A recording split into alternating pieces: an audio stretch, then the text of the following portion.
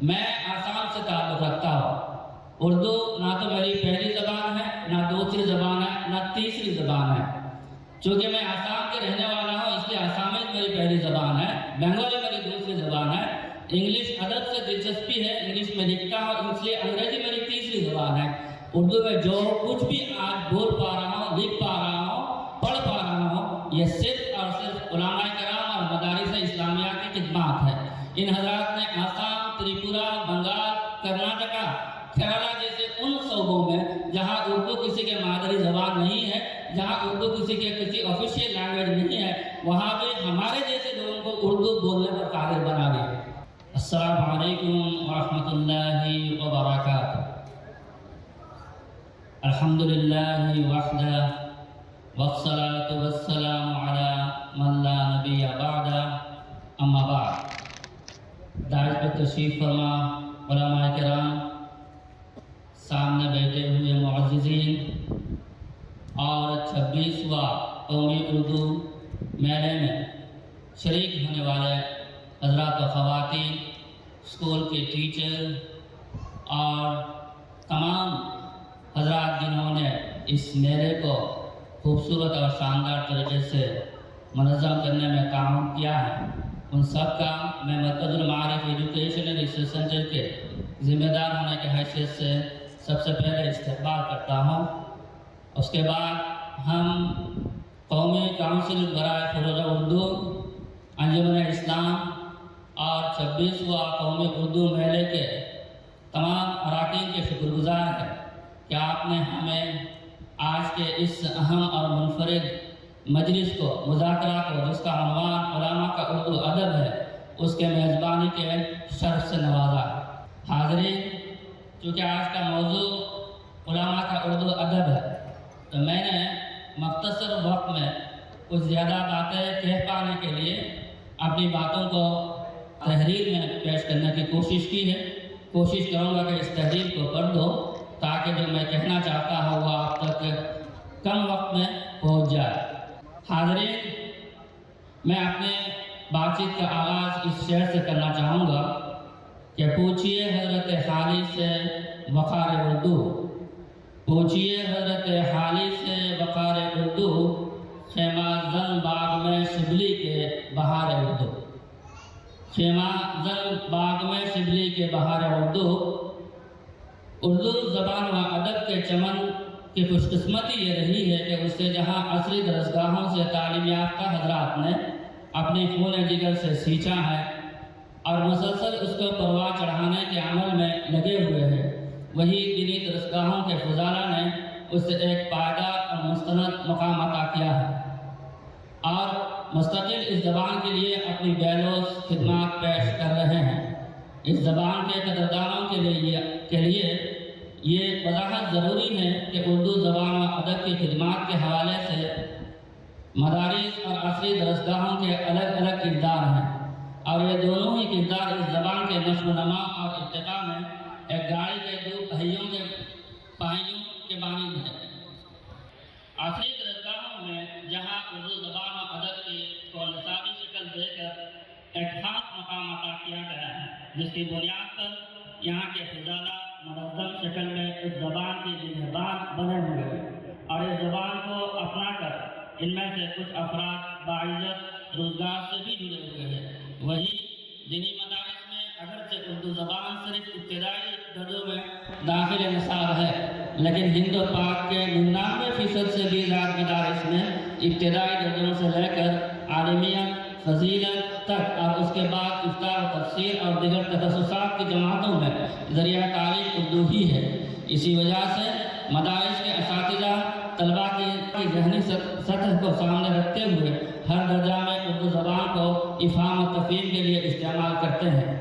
دلچسپ بات یہ ہے کہ جہاں مدارس میں پڑھائے جانے والے تمام فنون کا ذریعہ تعلیم اردو ہے، وہی دنیا بھر میں لوگوں کے مدارس ہے، افریقہ میں ہو یا یورپ میں، وہاں بھی کسی نہ کسی درجہ میں ذریعہ تعلیم اردو ہی ہے۔ اب میری مثال لے سکتے ہیں، میں آسام سے تعلق رکھتا ہوں۔ اردو نہ تو میری پہلی زبان ہے، نہ دوسری زبان ہے، نہ تیسری زبان ہے۔ چونکہ میں آسام کے رہنے والا ہوں اس لیے آسامی मेरी पहली ज़बान है, बंगाली मेरी दूसरी ज़बान है, इंग्लिश अदब से दिलचस्पी है, इंग्लिश में लिखता हूँ, इसलिए अंग्रेजी मेरी तीसरी ज़बान है। उर्दू में जो कुछ भी आज बोल पा रहा हूँ, लिख पा रहा हूँ, पढ़ पा रहा हूँ, ये सिर्फ और सिर्फ उलमाए कराम और मदारिस इस्लामिया की खिदमत है। इन हज़रात ने आसाम, त्रिपुरा, बंगाल, कर्नाटका, केरला जैसे उन सूबों में जहाँ उर्दू किसी के मादरी ज़बान नहीं है, जहाँ उर्दू किसी के किसी ऑफिशियल लैंग्वेज नहीं है, वहाँ भी हमारे जैसे लोगों को उर्दू बोलने पर काबिल बना दिया। अगर खालिस अदबिया की बात की जाए तो फुदराए मदारिस में अच्छी खासी तादाद अदीबों और शायरों को मिल जाएंगे। चुनांचे मौलाना अबुल कलाम आज़ाद ने जहाँ गुबार खातिर में उर्दू अदब को एक अनोखी और नई बुलंदी अता की है, वही मौलाना मनाजिर हसन गिलानी ने नबीउल खातम में उर्दू अदब को एक खूबसूरत उसलूब अता किया है। और माजी करीब का एक नुमाया नाम मौलाना नूर आलम खलील अमीरी का है। उन्होंने अपनी किताब वो कोहे कुन की बात में सवानही अदब का शहकार पेश किया है। फज़ाइल मदारिस के दरमियान साहिब दीवान शायरों की भी मुतअद्दिद भी तादाद मौजूद है। माजी में उर्दू ज़बान अदब के फ़रोग़ और पूरी दुनिया में उर्दू की तरवीज और इशाअत में जिन उलमा ने बेपाया खिदमत सर अंजाम दी, इनका शुमार तो शायद मुमकिन नहीं, लेकिन मैं इनमें से चंद नाम लेना चाहूँगा। कासिम रऊफ़ वलखैरात मौलाना कासिम नामतवी जो खिलबरी शायर भी थे, मौलाना याकूब नामतवी, ब्याज नामतवी जिनका शायरी मजमुआ है, मौलाना महमूद हसन देवबंदी हमारे यहाँ शख्सियत, इन्होंने कमाल का ज़ौक़ पाया था और वो नहायत उम्दा शायर भी थे। अल्लामा नवाज़ कश्मीरी, उनके दीनी खिदमत से कौन वाकिफ नहीं है। इनके बारे में मशहूर था कि ये चलती फिरती लाइब्रेरी है। इन्होंने 15,000 अशआर हैं। अल्लामा शबीर अहमद उस्मानी आप नज़र के एक खास तर्ज के मुजिब भी है। शेखुल अदब मौलाना अज़हरी, मौलाना क़ारी मोहम्मद तय्यब कासमी, मुफ्ती अतीकुर रहमान, मौलाना मनाजिर हसन गिलानी, मौलाना एहसानुल्लाह ताजुर, मौलाना अशरफ अली थानवी, मौलाना अबुल कलाम आज़ाद, मौलाना अब्दुल हक, मौलाना रशीद अहमद गंगोही, मौलाना हिफ्ज़ुर रहमान सिहवारवी, मौलाना सैयद मोहम्मद यूसुफ बन्नूरी, मौलाना अबुल हसन अली अन-नदवी, अल्लामा शिबली नोमानी, मौलाना मोहम्मद हुसैन आज़ाद, मौलाना हारी, मौलाना हसरत मोहानी, मौलाना ममलूक अली, मौलाना अब्दुल वाजिद दरियाबादी, मौलाना मोहम्मद अली जौहर, मौलाना मंजूर अहमद नोमानी, मौलाना सैयद बद्र आलम मिरटी, मौलाना इदरीस कांदवी, मौलाना शमसुल हक अब्बारी, मौलाना काजी अतर मुबारकपुरी, मौलाना ज़की कैफी जो कैफियत के मुसन्निफ है, जनाब वली राज़ी साहब जो उर्दू में सीरत की पहली गैर-मनक़ूद किताब खादिए आलम के मुसन्निफ है वगैरह शामिल। इसलिए ये शेर आज है, वो तो आबाद रखा हमने जहान उर्दू, वो तो आबाद रखा हमने जहान उर्दू, और ना तुम करता मिटा देते निशान उर्दू। हम पे तुम फख्र करो हिंद के रहने वाले, हम पे तुम फख्र करो हिंद के रहने वालों, हमसे कायम है ज़माने में निशान उर्दू। मौजूद सामीन, उर्दू ज़बान और अदब की खिदमत में सहाफ़त का इम्तियाज़ी किरदार रहा है। सहाफ़त की ही एक दुनिया है जिसके ज़रिए इस ज़बान के हर सिर्फ को नुमाइंदगी मिलती है। चुनांचे उर्दू सहाफ़त के मैदान में भी फुज़ाइल मदारिस ने कलीदी रोल अदा किया है। अल-हिलाल, नई दुनिया, मता आखिरत के बानी से लेकर बसीरत, ऑनलाइन और मिल्लत कायम के बानी तक उलमा की एक लंबी फहरिस्त है जिन्होंने उर्दू सहाफ़त में फ़आल किरदार अदा किया है। अगर फुज़ाइल मदारिस के दरमियान सहाफ़ती कलाकारों की बात की जाए तो मौलाना अब्दुल माजिद दरियाबादी, मौलाना मोहम्मद जौहर और मौलाना काजी अतर मुबारकपुरी से लेकर इस ज़माने में मौलाना क़ारी सैफुल्लाह रहमानी, मौलाना नदीमुल वाजिदी, हक़्क़ानी अल-क़ासिमी और मौलाना मुद्दस्सिर अहमद क़ासिमी वगैरह तक अनगिनत अफ़राद हैं जिन्होंने उर्दू सहाफ़त को अपनी तहरीरों के ज़रिए अनमोल बनाया है।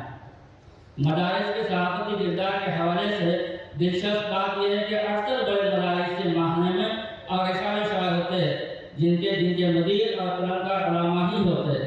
बराए अलावा हकीकत की अक्कासी है कि आज के तमाम हिंदुस्तानी अखबारात में फुज़ाइल मदारिस की खिदमत से गिरा।